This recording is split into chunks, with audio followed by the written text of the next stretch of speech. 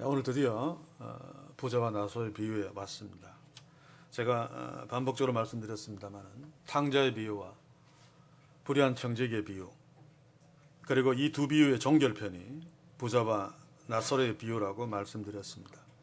이 세 비유를 연결시켜서 부자와 나사로의 비유를 보지 않으면 이 비유의 중요한 의미들을 제대로 깨달을 수가 없습니다. 예수님은 탕자의 비유에서 마다들의 얼굴로 당시에 가장 하나님을 잘 믿는다고 모든 사람들이 여겼다. 그래서 회개할 것이 없는 의인이다. 빛의 아들이다. 천국에 한 사람만 가면 저 사람이 갈 거다 라고 하는 바리새인들의 위선을 벗겨내셨습니다. 마다들은 아버지의 명을 어김이 없이 잘 순종하는 것처럼 보였지만, 그러나 그의 속에는 아버지는 별로 그 속에 없고 염소 새끼만 있었습니다. 마다들은 아버지의 아들이 아니라 염소 새끼로 대변되어지는 재물의 자식이었습니다. 그의 아버지는 아버지가 아니라 바로 재물이었다는 말입니다. 이것으로 당시의 바리새인과 서기관들, 하나님을 잘 섬기는 것처럼 보였지만, 입으로는 하나님을 주인으로 고백하지만 실제로는 재물이 그의 주인인 당시에 대부분의 유대인들, 특별히 바리새인과 서기관들을 고발하셨습니다. 만약에 이들이, 바리새인과 서기관들이 그들이 폼 잡는 대로 정말로 그의 아버지, 그의 주인이 하나님이셨다면 그의 아버지인 하나님께서 기뻐하시면서 어쩔 줄 몰라 하는 예수님께로 온 세례와 창기들을 자신들도 기뻐했을 것입니다. 아버지가 기뻐하니까. 그런데 그들은 세례와 창기들을 싫어했습니다. 아버지가 기뻐하시는 그 세례와 창기를. 왜냐하면 세례와 창기를 기뻐하시는 아버지가 그의 아버지가 아니었기 때문에 그렇습니다. 불의한 청지기의 비유에서도 율법을 잘 지키는 것처럼 보였지만, 그래서 채무증서에 마치 원금만 기록한 것처럼 보였지만 사실은 불의한 이자를 숨겨놓았다. 나쁜 부자 주인의 얼굴로 율법을 잘 지키는 것처럼 폼 잡았지만 실제로는 율법을 무시하는, 교묘하게 피해버리고 지키지 않는 바리새인들과 서기관들의 그 가면을 벗기셨죠. 마찬가지로 오늘 부자와 나사로의 비유에서도 그냥 단순히 부자가 나사로를 멸시하고 돌아보지 않았기 때문에 지옥 갔다, 이런 차원이 아니라 부자의 얼굴에서 당시에 가장 존경받았던, 가장 신앙 좋았던, 누구나 천국 간다고 확신했던 바리새인들과 서기관들의 얼굴을 보아야 됩니다. 그리고 동시에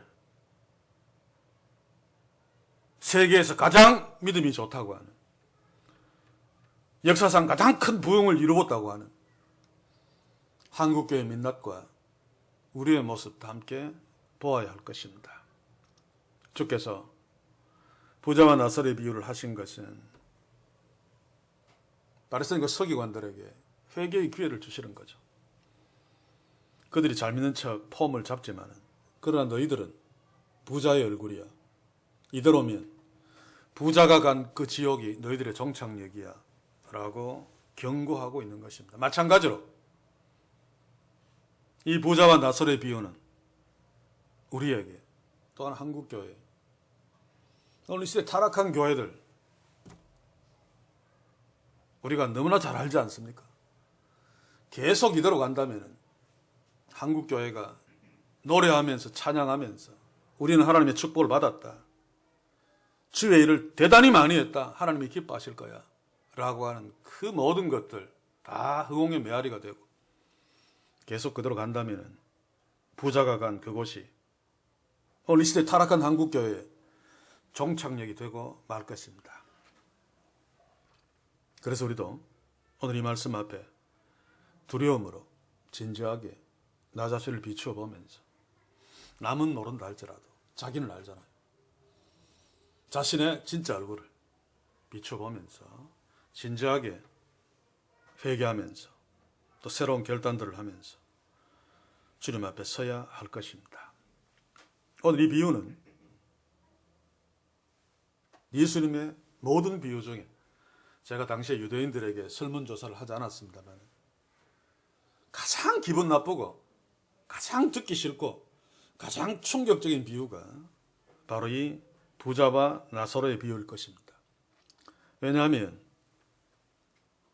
부자의 얼굴로 대변되어지는 바리새인과 서기관들, 또 그들이 믿고 있는, 부러워하고 있는 부자는 반드시 천국 가야 되는데 지옥 가 있단 말입니다. 그러니 충격받을 수밖에 없죠. 유대인들의 확고부동한 믿음 중에 하나가 부는 하나님이 축복하신 거다. 그러니 부자는 하나님이 축복해서 부자가 되었으니까 그 부자는 하나님을 잘 믿는 자가 틀림없다. 그러니 반드시 천국 아랫목에 간다. 라고 하는 것이 예수님 당시의 유대인들의 믿음이었습니다. 반대로 나사로와 같은 병들고 가난한 것은 하나님이 저주하신 것이므로 나사로와 같이 병들고 가난한 자는 뭔가 하나님을 잘못 믿었다. 그러니 하나님께 저주받은 이 나사로는 지옥 아랫목에 가야 마땅하다. 라고 하는 것이 당시에 유대인들의 확고한 믿음이었습니다. 그런데 예수의 비유 속에서는 부자가 오히려 지옥 가 있고 나사로가 오히려 천국 가 있습니다. 예수님이 유대교의 전신이라고 할 수 있는 당시의 바리새인과 서기관들, 유대인들의 그 확고한 신앙, 믿음을 완전히 그냥 뒤집어 버렸죠. 어쩌면 우리에게 주일 성수 잘하고 11조 잘하고 새벽기도 맨날 하고 1년에 금식기도 몇 번 하고 40일 금식기도 몇 회나 하고 그래서 누구나 다 저 사람은 하나님이 가장 기뻐하시는 자야 라고 박수치는, 좀 미안합니다만은 뭐 총회장일 수도 있고 유명한 부흥사도일 수 있고, 그런데 예수님이 그들 향해서 너희들은 지옥이야 라고 한다면 오늘 한국교회의 신앙 정서로는 아마 쉽게 받아들이지 못할 것입니다. 헛소리 하지 마라 라고 말할지도 모르겠습니다. 반대로 그런 자들이 천국 가서 라고 하면 아멘 할 것입니다. 지지로도 못 살고 가난하고 빌빌 걷는 자가 지옥 가서 그러면 아멘 할 것입니다. 그래서 오늘 우리는 이 비유를 보면서 혹시 한국교회 전통적으로 내려오는 잘못된 신앙관, 우리의 고정관념들을 바꿀 수 있는 또한 좋은 기회가 되기를 소원합니다. 오늘부터 부자와 나사로의 비유를 보면서 우리가 중점적으로 살펴야 할 것은 유대인들이 누구나 다 100% 부자는 천국 갔어라고 하는 그 부자가 왜 지옥 갔는가? 그 지옥 간 이유를 살펴야 할 것입니다. 그래서 그런 이유, 지옥 갈 수밖에 없는 까닭들이 우리에게도 있는가? 한국교회는 더 심하게 있습니다. 나중에 보겠습니다만 살피면서 있다고 생각되어진다면 소름 끼치도록 고개를 치우면서 회개하고 새로운 자세로 하나님 앞에 서야 할 것입니다. 부자가 왜 지옥 갈 수밖에 없었을까? 그는 하나님의 백성인 유대인입니다. 그리고 나중에 보겠지만은 이 부자는 아마 이스라엘 전체에서 한두 명 꼽을까 말까 희대의 부자입니다. 부자 중의 부자라는 말입니다. 하나님이 부자를 축복하셔서 부자가 되었다면 부자 중의 부자는 하나님이 정말로 축복하신 자죠. 그런데 왜 지옥 갔을까? 질문하지 아니할 수 없습니다.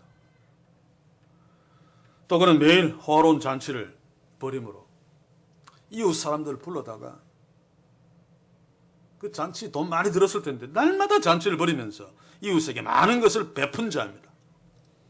비록 나사로에게는 무관심했지만 그래도 자기 집 대문 앞에 있는 나사로를 정두를 시켜서 멀리 쫓아보내거나 그러지 않았습니다. 그냥 두었습니다. 몰라서 그런 것이 아니라 나중에 지옥 간 부자가 나사로의 이름을 부르는 것을 보면 이 부자는 나사로를 잘 알고 있습니다. 그런데도 그냥 두었다는 것은, 오늘 우리 같으면 그러겠습니까? 화려한 초대형 교회 건물 그 입구에 다 거지가 이렇게 앉아가 이렇게 있으면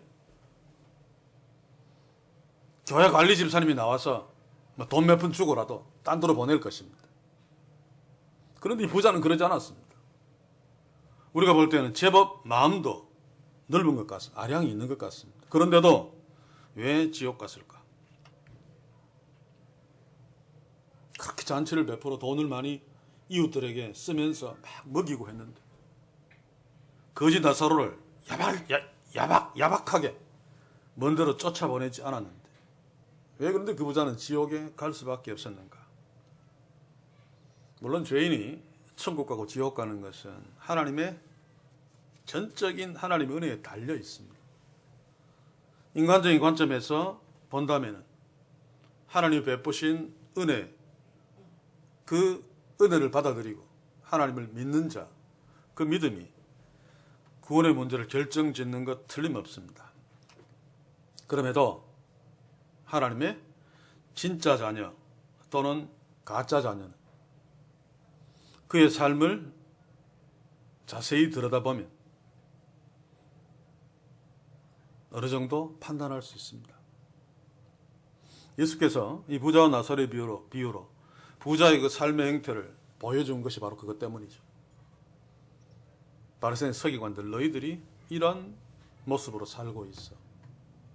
그러니 그대로면 지옥이야 라고 말하고 있는 것입니다. 오늘 이 시대에도 진짜 교회, 가짜 교회, 진짜 하나님의 성도와 가짜 하나님의 성도, 우리가 100% 정확하게 판단할 수는 없지만 오늘 성경 말씀에 비추어서 그 특징들을 명백하게 찾아낼 수는 있습니다. 명백하게는 아니라 할지라도 어느 정도 확실하게 찾아낼 수 있습니다. 그래서 오늘 부자와 나사로의 비유는 어쩌면 오늘 이 시대에, 죄가 관영한 이 시대에 그리스도인으로 살고 있는, 하나님의 자녀로 살고 있는 우리와 또 주님의 교회, 정말 중요한 말씀이라고 생각되어집니다. 하나님은 부자와 나사로의 비유로 오늘 이 시대를 살고 있는 타락한 교회들, 진짜 하나님의 자녀처럼 보이지만 가짜 하나님의 자녀들에게 경고하면서 그의 민낯을 드러내서 회개하기를 소원하고 있을 것입니다. 그래서 오늘 우리는 이 본문들을 보면서 우리 자신들을 돌아보며 살피되 궁극적으로는 우리와 우리 교회에 이런 가짜의 특징들이 없는 그런 축복이 있기를 소원합니다. 19절을 이제 한번 봅시다. 한 부자가 있어 자색옷과 고운 베옷을 입고 날마다 호로히 연락하는데, 한 부자가 있어, 제가 종종 지적했습니다만 유대인들의 코드로 보면 한 나쁜 놈이 있어 라고 하는 말입니다. 그런데 곧 보겠지만 이 부자는 보통 부자가 아닙니다. 이스라엘 전체에서 왕 말고는 최고의 부와 권력을 누리고 있는 자가 틀림없습니다. 그의 행태를 보면. 그렇다면 한 부자가 있어는 정말 나쁜 놈이 있어 라고 하는 의미로 우리가 받아들여도 무방합니다. 자, 그러면 이 부자가 어느 정도 부자인가를 실감나게 오늘 본문을 통해서 한번 살펴봅시다. 이 부자는 자색 옷을 입고 있다고 합니다. 이 자색 옷을 만드는, 염색하는 자색 옷은 자색 양모 옷입니다. 이 자색 물감을 추출하는데 제가 예수님의 그 자색 옷을 입힌 것을 수요일 날 성경 공부를 하면서 실수로 뿔고등이나 작은 홍합 1200마리에서 그것도 가공하는 것도 보통 힘든 게 아닙니다.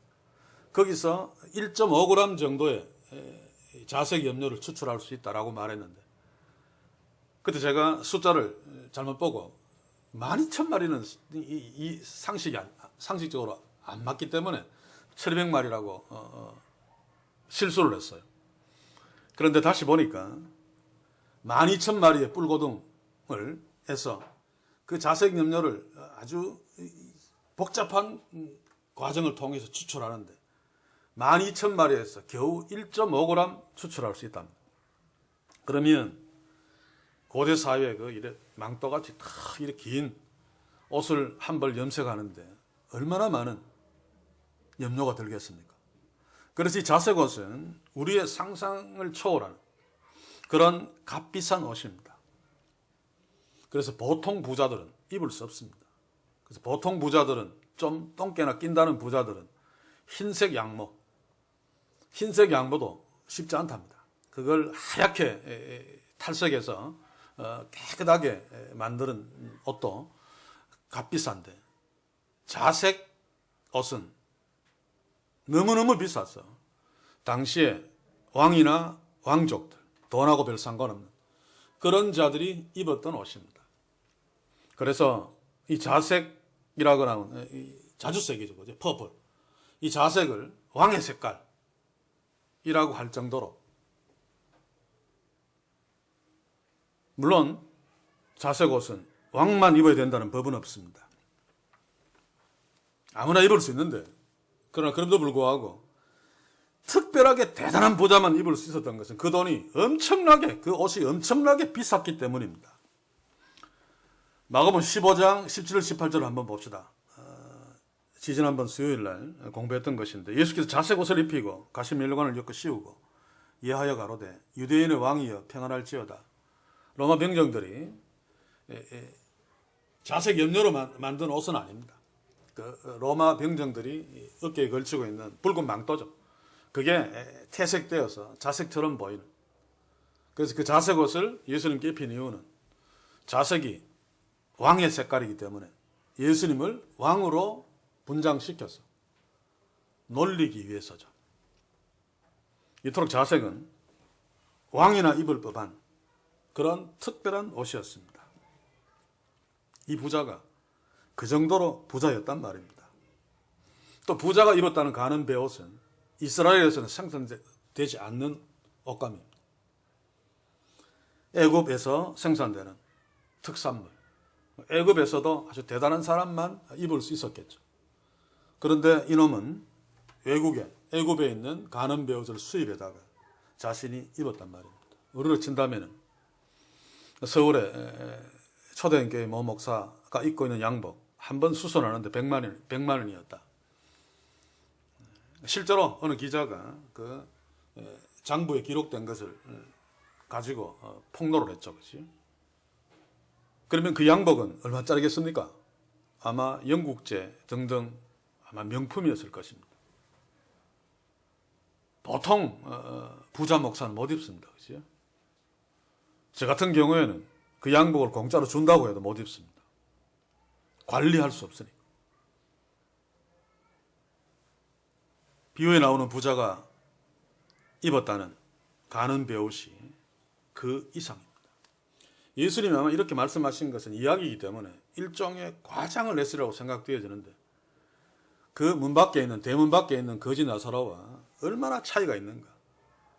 극단적으로 비교하기 위해서 아마 이 부자가 자색 옷과 가는 베옷을 입고 있었다 라고 예수님이 말씀하셨던 것 같습니다. 그리고 입고라고 하는 것도 미워하려고 합니다. 쉽게 이야기하면 헛가다가 한 번 입은 정도가 아니라 거의 항상 입고 있었다. 그 비싼 옷을. 그도 그럴 것이, 성경에 보니까 날마다 잔치를 벌였으니까 자신이 초대한 사람들이 잔치판에 오면 그 옷을 입고 나와서 폼 탁 잡으면서 자랑하면서, 또 사람들은 저 부자가 자색 옷 저거 가는 베옷 저거 애굽의 수입품인데 대단하다. 하나님이 정말로 축복하셨구나. 간증 한번 해주십시오. 막 이러는 잔치를 날마다 베풀었으니까 그 옷을 아마 날마다 입고 있었을 것입니다. 여기에 또 날마다라고 하는 것도 이 부자가 얼마나 대단한 부자인가를 말해줍니다. 예수님 당시의 유대 사회는 굉장히 가난했습니다. 이제 고대 사회가 그렇습니다만 중동 그 사막지대는 훨씬 더 심했습니다. 애굽 나일 강변에 있는 자들과 비교가 안 되게 가난했죠. 물론 특별하게 부자들은 있었습니다.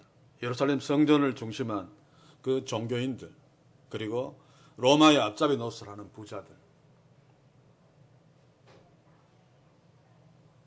북한에도 우리보다 훨씬 가난하지만 특별하게 몇 놈들은 우리하고 비교할 수 없도록 부를 누리며 삽니다. 그렇듯이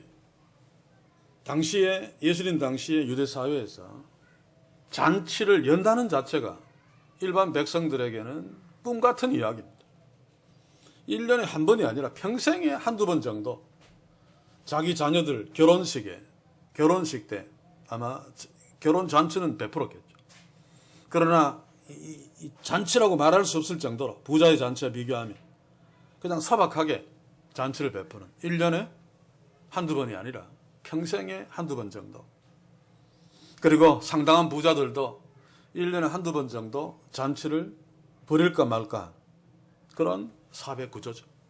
그런데 이 부자는 날마다 잔치를 베풀었으니까 얼마나 대단한 부자일까. 거기에다가 호호로이 잔치를 베풀었다.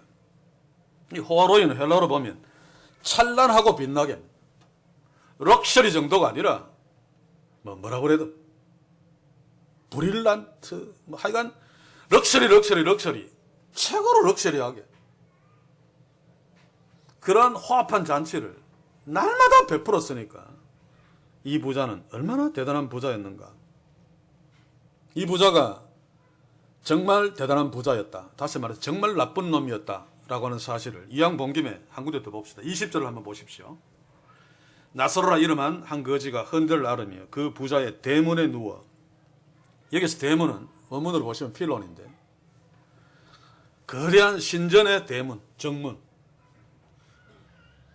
그래서 성전에 들어가는 입구 정문도 이 필론이라는 단어를 썼습니다. 그리고 왕이 사는 궁궐 대문을 지칭할 때 쓰는 단어입니다. 그런데 이 부자의 대문도 이 단어를 썼습니다. 무슨 말인가 하면 이 부자는 신전만큼이나 크고 궁궐만큼이나 화려한 집을 갖고 있었다 라고 하는 사실을 우리가 짐작할 수 있죠. 자, 그러면 참고로 날마다 호화로 연락하는데 날마다를 한 가지 더 얘기를 한다면 제가 주석을 이렇게 살펴보니까 이 부자가 날마다 잔치판을 벌였으니까 안식일을 지키지 않았을 것이다 라고 말하는 책들이 있어요.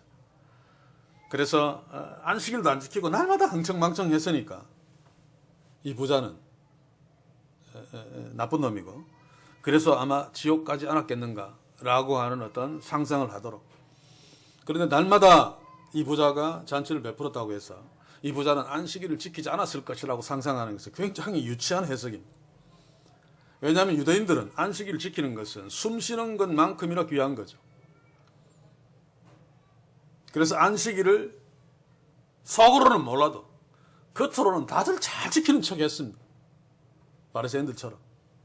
만약에 이 부자가 안식일을 지키지 않고 매일 잔치를 베풀면서 흥청망청 했다면 아마 유대인들은 이 부자가 베푼 잔치에 오지 않았을 것입니다. 오고 싶어도. 안식일을 지키지 않는 자는 개보다 못한 자인데 개보다 못한 자가 베푸는 잔치에 유대인 체면이 있죠. 나는 하나님을 잘 섬기는 자인데 절대로 참석 안 합니다. 그런데 이 부자가 날마다 호로의 잔치를 베풀었다는 것은 날마다 많은 사람들이 왔다는 것이고 날마다 많은 사람들이 왔다는 것은 이 많은 사람들이 이 부자를 존경했다는 뜻입니다. 진짜 근데 이 부자는 안식일을 잘 지켰을 것입니다. 겉으로는. 그리고 성전 제사 때에도 그 제물 짐승을 아마 이스라엘 전체에서 최고 좋은 짐승을 골라다가 성전에 바쳤을 것입니다. 11조도 꼬박꼬박 했을 것입니다. 그리고 구제헌금도 아마 예루살렘에서 제일 많이 했을지도 모르겠습니다. 그래서 많은 사람들에게 존경을 받았고 매일매일 벌이는 잔치에 많은 사람들이 왔던 것입니다. 아마 이 사람은 1년에 한 번 있는 대속죄일에는 잔치를 열지 않고 금식했을 것입니다. 이게 당시에 부자의 일반적인 개념입니다. 아무튼 이 부자는 아무도 인정하지 않을 수 없을 만큼 모두 다 인정할 수밖에 없는 하나님의 가장 큰 축복을 받은 자. 그래서 그렇게 부자로 살고, 그래서 잔치를 베풀어서 그렇게 많은 사람들에게 나누어주고, 그래서 성전에도 많은 재물을 갖다 바치고, 그러니 하나님이 얼마나 그를 기뻐하실까. 그런데 예수께서 마다들의 비유로, 또 불의한 청지기의 비유로 바로 이런 자로 대변되어지는 바리새인들의 민낯을 벗겼듯이 실제로 유대사회에서 존경을 받는 바리새인과 서기관들, 이들은 유대인들에게는 신앙적으로 대단한 존경을 받는 부자와 나사로에서 부자였음이 틀림없지만, 그런데도 진짜로는 그렇지 않았단 말입니다. 그래서 부자가 지옥에 떨어지고 말았죠. 이 부자가 지옥 갈 수밖에 없는 본질적인 이유를 설명하면, 아무리 하나님을 잘 섬긴다고 그러고 또 하나님이 사랑하시는 증거인 축복으로 대단한 부자라 할지라도 11조를 잘 내고 성전 제사에 가장 비싼 제물을 바치고 또 많은 사람들을 불러다가 그 피 같은 돈을 써가면서 음식을 먹이고 나누어 주었다 할지라도 이 부자는 진짜로는 하나님의 자녀가 아니기 때문입니다. 이 부분을 우리가 놓치지 말아야 됩니다. 제가 자주 이런 용어를 씁니다만 진짜 하나님의 자녀, 가짜 하나님의 자녀.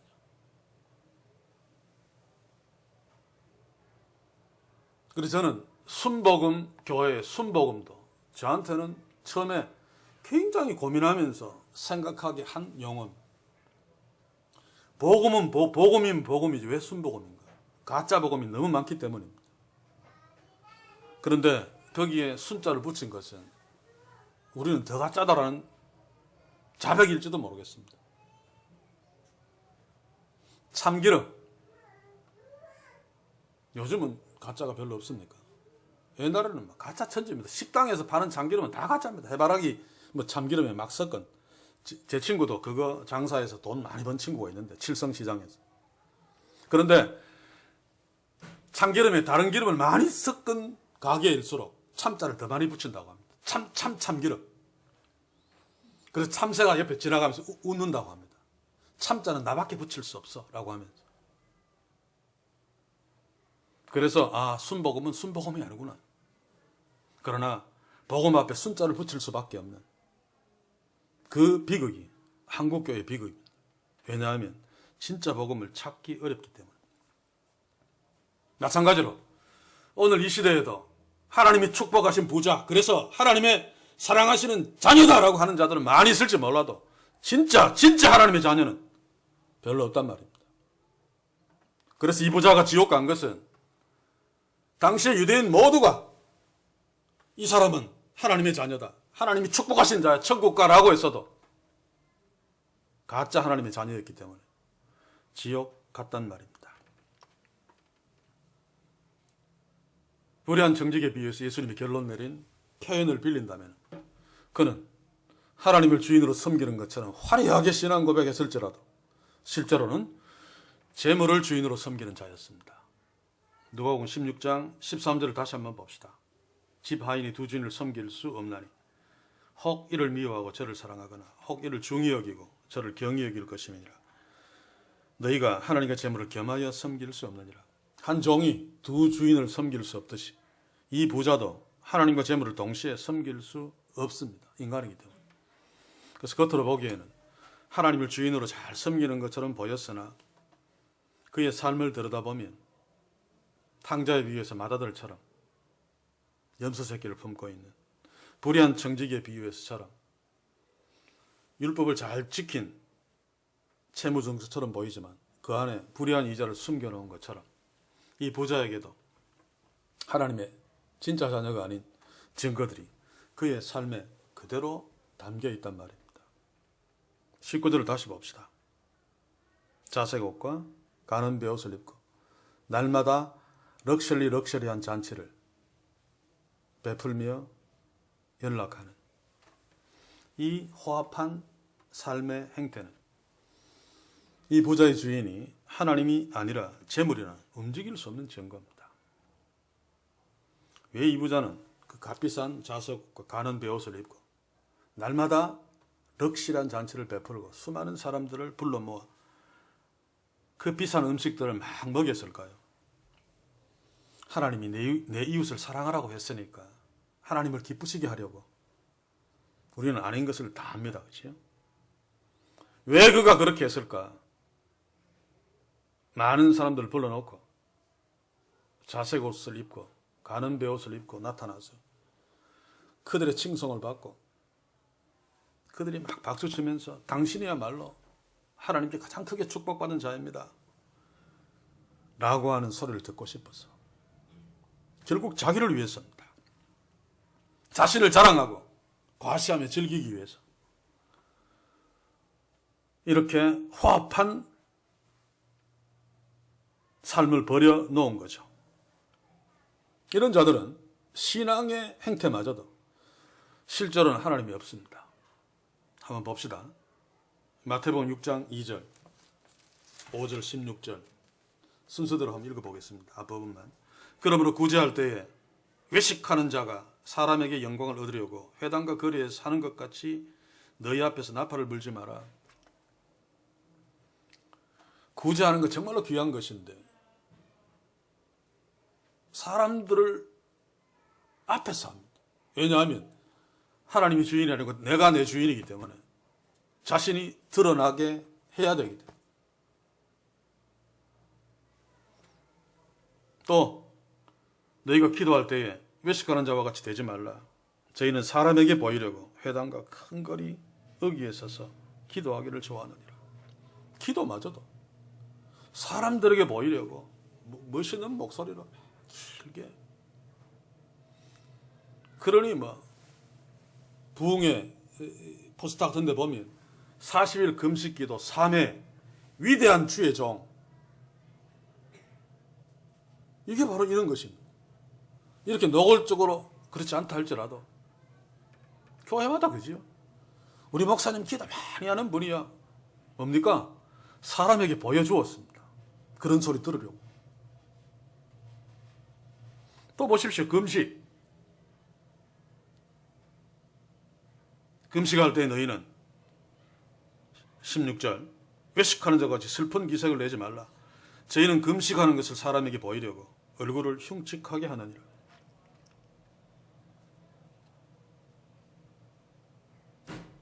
저도 이렇게 하면 외식이 될지 모르겠는데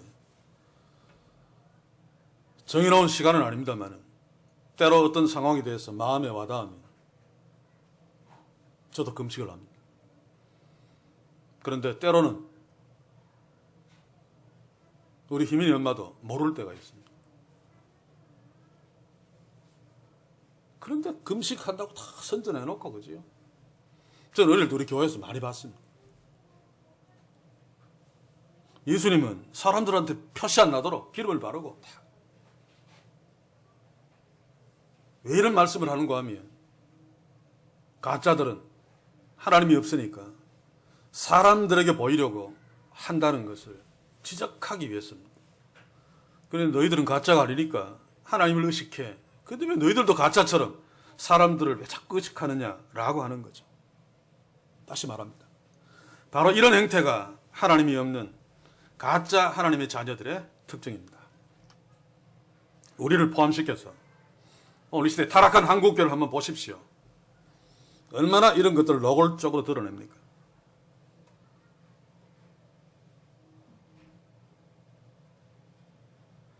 지금은 제가 부흥회를 잘 모릅니다만 전 어릴 때 정말 한국교회가 세계에서 가장 축복받은 교회인 줄 알았습니다. 항상 그러니까. 그리고 역사상 당시의 한국교회가 역사상, 인류 역사상 하나님을 가장 잘 믿는, 믿음이 가장 좋은 동네라고 여겼습니다. 그리고 대한민국에 성령의 능력이 가장 대단한 자들이 가장 목사로 많이 있는 동네가 한국교회인 줄 알았어요. 그렇게 선전하니까. 이것은 사람들에게 선전할 이야기가 아닙니다. 그렇지? 하나님과 나 사이의 문제고 하나님과 한국교회 사이의 문제인데 그런 것들이 어린 내가 부흥에 참석해서 엄마 따라 할 수 없이 갔습니다만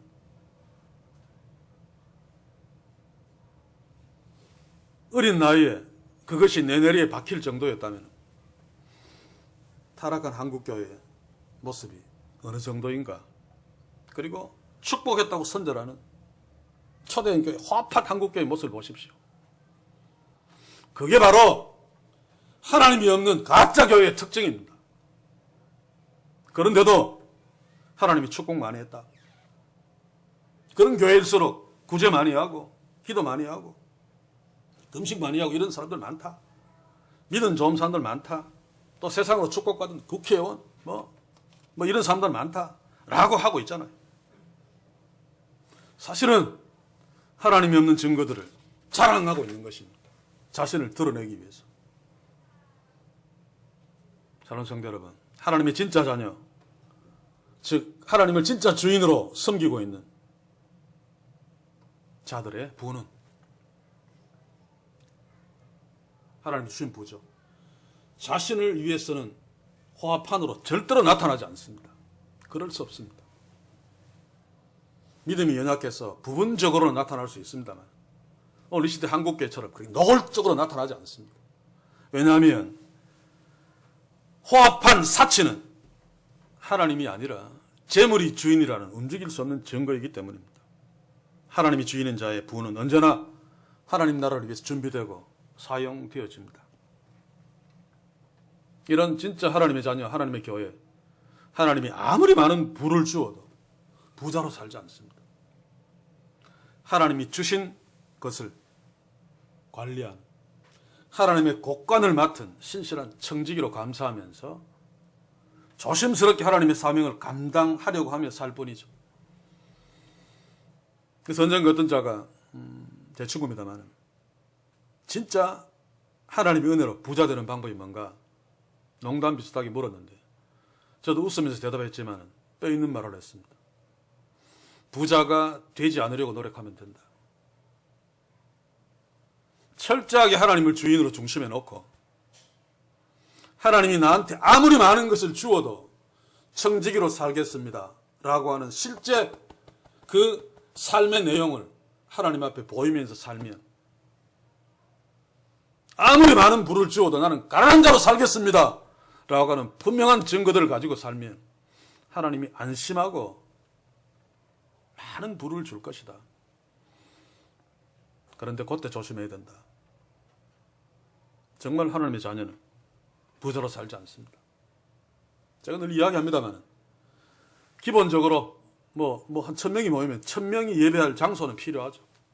그것은 문제되지 않습니다. 그런데 그 이상 화려하게 막 꾸미는 것은 지구촌 반대편에 돈 1000원이 없어서 죽는 하나님의 귀중한 생명들이 있는데 그게 어떻게 범죄가 아닙니까?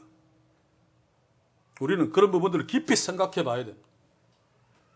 이 부자도 많은 사람들을 맨날 잔치에 불러놓고 먹이느라고 내가 너무너무 바쁘고 힘들어서 마침 그 대문 앞에 있는 나사로를 돌아보지 못했다. 너무 바쁜 나머지. 이게 한국교회 꼬라지 아닙니까? 세계 선교 뭐 한다고 해서 그렇게 막 공사당하기 때문에 실제로 교회 안에 있는 정말 가난한 자를 돌아보지 않는. 우리가 그렇지 않습니까? 그렇지?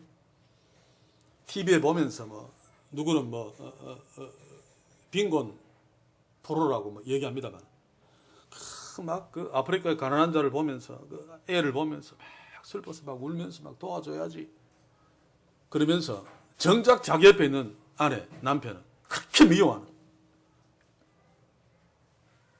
이게 한국교회의 모습입니다. 이 부자의 모습입니다. 나는 벽원을 지어서 생명을 구하는 일에 하나님을 위해서 일했어라고 하면서 핵폭탄을 만들어서 더 많은 사람을 죽이려고 애쓰는 우리 인간의 적나라한 실체. 이게 사실은 가짜 교회, 가짜 성도들의 본질적인 모습들이죠. 그러니 예수님께서도 아예 노골적으로 부자가 천국 들어가기가 낙타가 바늘구멍을 통과하는 것보다 어렵다, 못 들어간다는 얘기입니다. 그런데 한국교회는 뭐라고 하는 줄 아십니까? 믿음으로, 하나님의 능력으로 낙타가 통과할 만한 큰 바늘구멍이 있으면 된다. 참 기가 막힐 노릇입니다. 그리고 말합니다.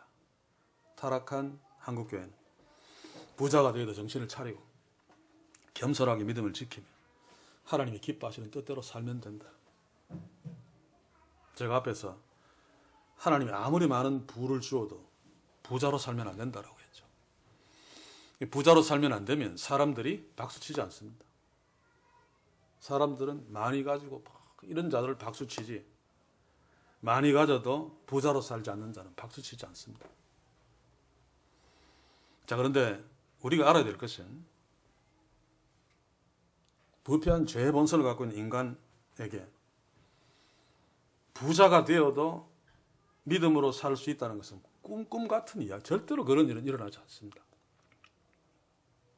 그래서 철저하게 처음부터 부가 주어져도 가난한 자로 살아야 됩니다. 내가 부자라고 인식하는 순간 모든 것이 다 흠으로 내려지고 말죠. 그래서 착한 부자라고 하는 것은 희망사항입니다. 착한 부자는 절대로 같이 붙어 있을 수 없습니다. 창조과학이라는 것이 같이 붙어 있을 수 없듯이. 그래서 예수님은 부자가 있었다 그러면 나쁜 놈이 있었다 라고 하는 의미로 쓴 거죠. 자, 19절 다시 한번 봅시다.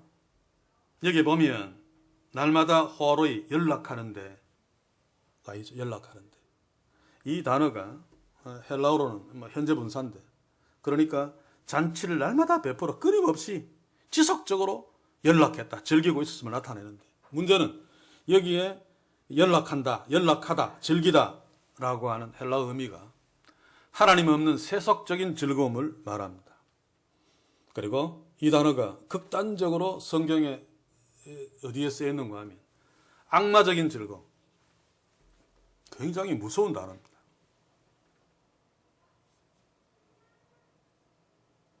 오늘 이 시대에 교회들이 하나님 주신 부로 큰 교단 건물 짓고 인테리어 30m짜리 악기 갖다 놓고 이런 것들, 또 이 부자에 나오는 하나님이 축복했으니까 자색 옷 입고 가는 배옷 입고 날마다 잔치 베풀어서 사람들 불러다가 막 나눠주고 하는 그 즐기는 것, 연락하는 것, 그것이 악마적인 즐거움임을 알아야 됩니다. 무서운 이야기입니다. 꼭 악마의 모양을 하고 돈으로 칼을 사서 사람을 죽여야지 그 돈으로 악마적인 즐거움을 즐기는 것이 아니라 오늘 부자가 하고 있는 이 짓이 악마적인 즐거움입니다. 오늘 이 시대에 재벌들, 사실 그들이 누리는 부는 극단적으로 설명하면 악마적인 즐거움이죠. 결국 따지고 보면 가난한 자들의 피와 생명을 가지고 향연을 벌이는 것입니다. 그렇다고 해서 제가 자본주의를 비판하고 공산주의를 찬양하는 것이 아닙니다. 자본주의든 공산주의든 하나님이 없는, 하나님이 주인이 아닌 세계 속에 똑같습니다. 공산주의 보십시오.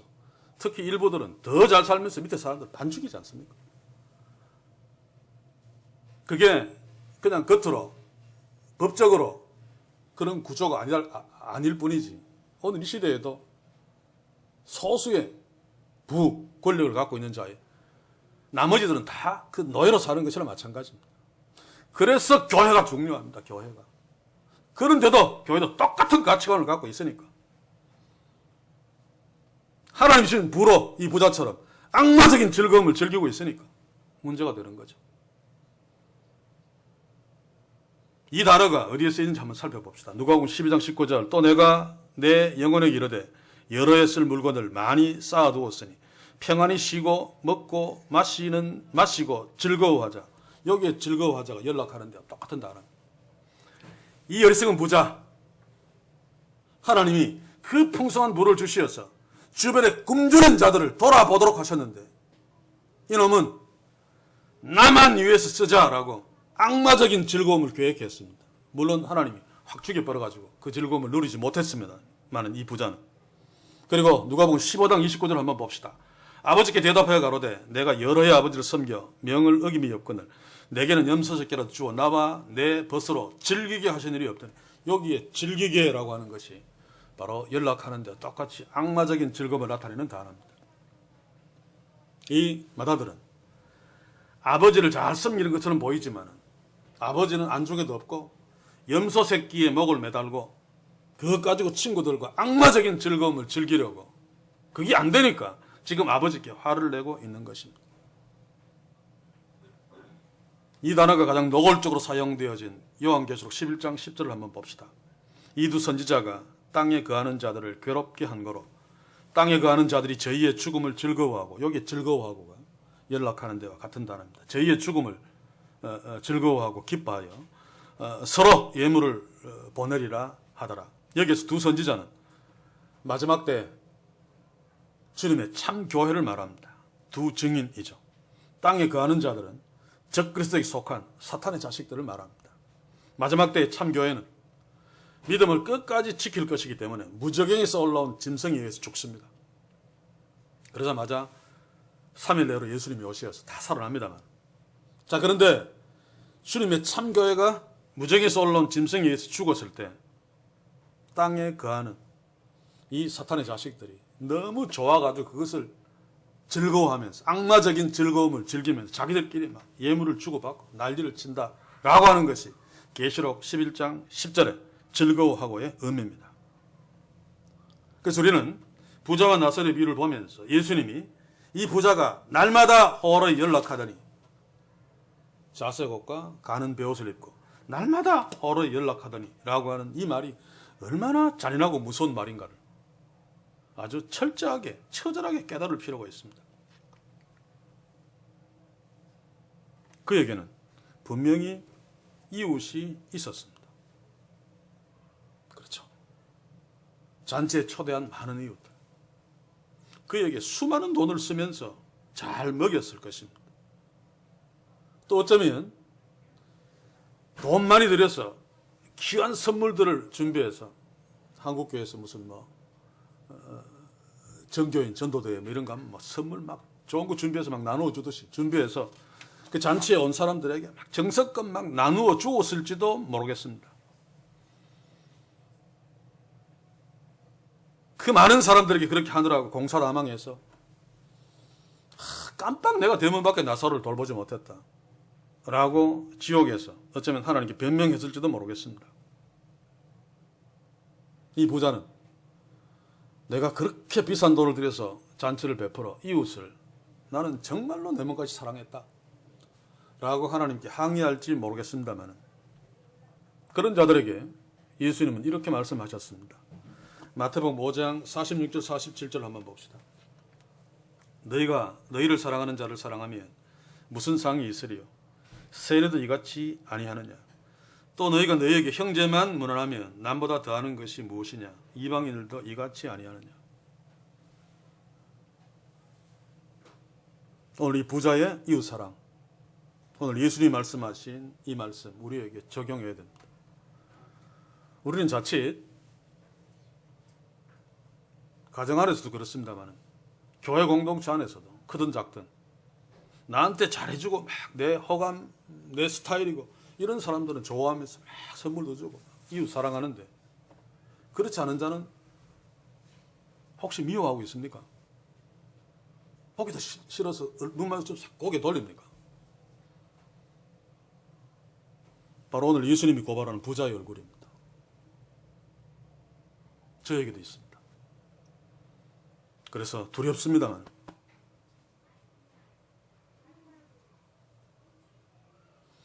바리새인들에게 하는 말이죠. 너희가 너희를 사랑하는 데를 사랑하면 그 누가 못하느냐 그 말입니다.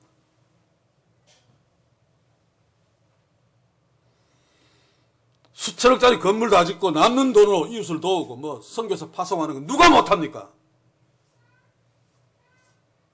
정말 주님이 원하시는 것은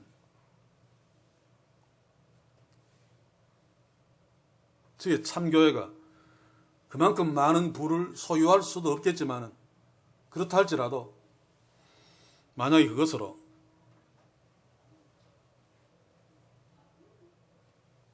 가난한 자를 위해서 다 기부해버리고 아프리카를 위해서 다 기부해버리고 만약에 모 교회가 교회 건축할 3천억을 그렇게 냈다 그러면 아마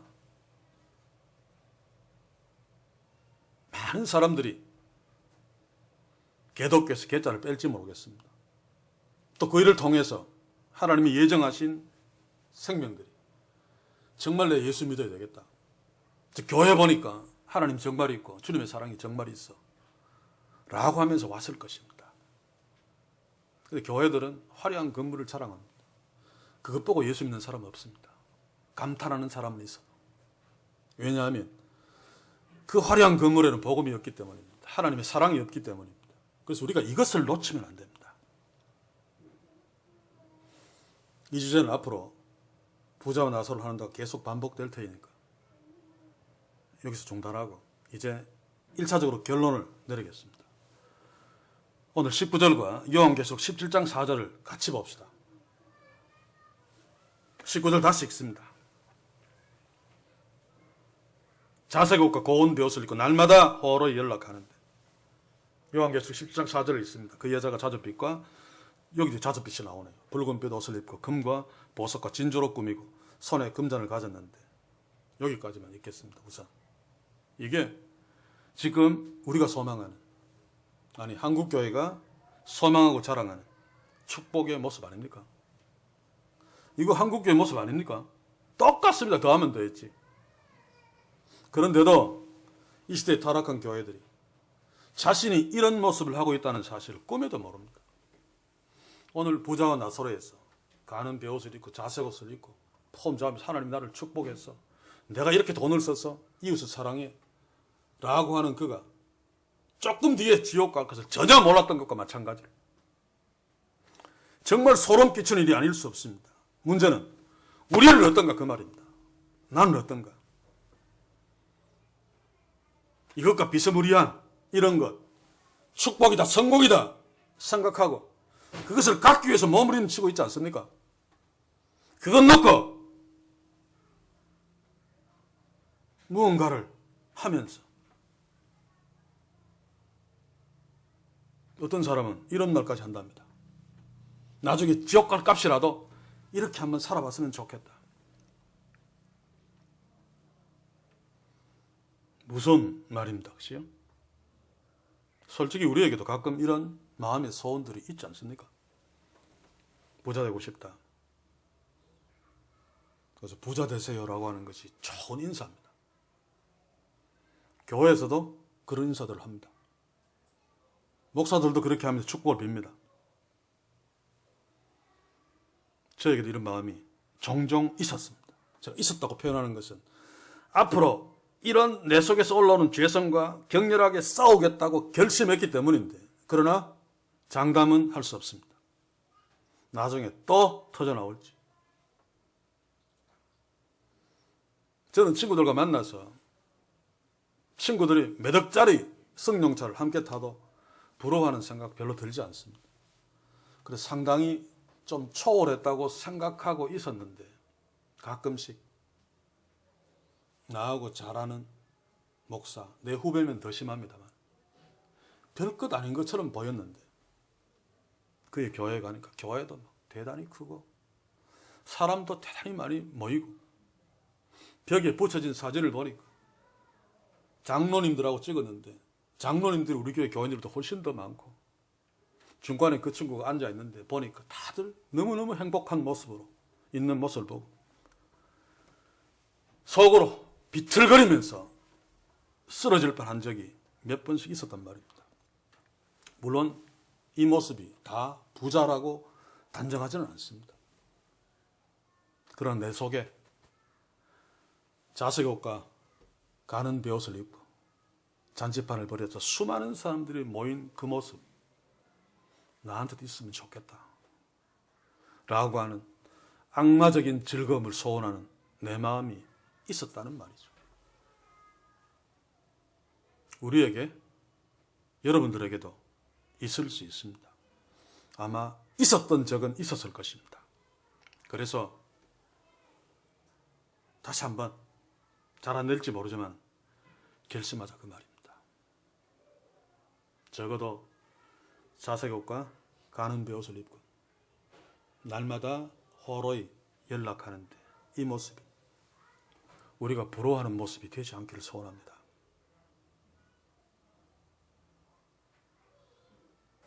우리 아버지 하나님 앞에서 정말 믿음이 성숙하여 꿈에도 이것을 부러워하지 않는 이 부자가 내 눈에 내 마음속에 중심에 보이는 것이 아니라 오히려 이 부자가 보지 못했던 외면했던 나사로가 내 눈에 더 크게 보이는 그런 축복이 우리 교회 우리에게 있기를 소원합니다. 솔직히 고백하면 저는 아직 이 부자는 좀 마음의 소원을 했지만 오늘 예수님이 표현하고 있는 이제 나중에 보겠습니다만 이 나사로가 되고 싶은 마음은 아직도 없습니다. 그런데 다음 시간에 보겠습니다만 이 나사로의 이름 예수님이 비유 중에서 유일하게 실명을 거론한 것이 나사로인데 그래서 어떤 사람들은 이 실제 인물이다 막 그러는데 뭐 그럴지는 모르겠습니다만 예수님이 그 헌대를 앓고 개가 막 앓고 이런 나사로 거지를 나사로라고 이름을 붙여준 것은 이렇게 보이지만은 이 나사로는 하나님이 축복한 자야 라고 하는 것을 말하고 싶어서 나사로라고 하는 히브리어가 하나님이 돕는 자입니다. 근데 제가 저한테 솔직하게 물어봤습니다. 네가 이 자색옷과 가는 배옷 천하에 몇 명 안 되는 부자로 살면서 하나님이 없는 자로 살래? 이건 안 할랍니다. 그러면 길거리에 누워서 빌빌거리면서 헌대하면서 이 나사로 하나님이 돕는 자로 살래? 별로 안 내켜요. 왜 그렇습니까? 하나님이 돕는 자가 크게 보이지 않고 나사로의 현실이 더 크게 보여서 그렇습니다. 꼭 우리가 거지 같은 나사로로 살자는 것이 아닙니다. 이런 모습에 대한 나의 반응을 놓고 내가 정말로 하나님을 주인으로 정말로 내가 하나님을 아버지로 여기고 섬기고 모시고 사는 것. 혹시 마다들처럼 아버지의 명을 잘 지키는 것처럼 보이지만 염소 새끼 한 마리에 목을 매달고 있지는 않은 것. 겉으로는 매일 주일 성수하고 11조도 잘하고 꼬박꼬박 잘하지만 불의한 청지기처럼 겉으로는 멀쩡한 율법을 지킨 것처럼 보이는 채무증서에 불의한 이자를 숨겨놓고 살지 않는 것. 그리고 오늘 이 부자처럼 진짜 나의 이웃이 나하고 비슷하고 나한테 잘해주는 나하고 레벨과 비슷한 친구들은 많은데 이웃들은 많은데 진짜 하나님이 붙여준 나사로 같은 이웃은 내게 없는 것이 아닌가. 한번 진지하게 질문하면서 우리 자신들을 돌아보는, 그래서 예수님이 경고하는 이 가짜 하나님의 자녀의 모습과 정반대의 진짜 하나님의 자녀로 사는, 그것을 확인하면서 사는 그런 진짜 축복이 우리 교회와 우리에게 넘치기를 주의 이름으로 간절히 소원합니다. 기도합시다. 주여, 우리는 나사로의 거짓 모습만 보고 하나님이 도우시는 잘 아는 사실을 놓치며 살 때가 많습니다. 그래서 비유의 결론이 나사로가 천국 갔고 부자가 지옥 갔음에도 불구하고 나사로를 별로 좋아하지 않습니다. 지옥만 가지 않는다면 자색옷을 입고 가는 베옷을 입고 폼 잡고 싶은 것이 어리석은 우리들의 모습입니다. 주여, 오늘 이 비유를 살피면서 우리의 잘못된 가치관 바로잡을 수 있도록 도우소서. 우리의 아버지가 누구신가를 바르게 깨달을 수 있게 하시고 내가 누구를 섬기는가를 다시 한번 확인케 하셔서 진짜 하나님의 자녀로, 진짜 하나님을 아버지로 섬기는 아버지의 아들로서 주께 주시는 진짜 복을 누리며 살기에 부족함이 없도록 주여, 우리를 나사로와 부정한 나사로의 비유로 축복해 주시기를 소원합니다. 예수님의 이름으로 기도하옵나이다. 아멘.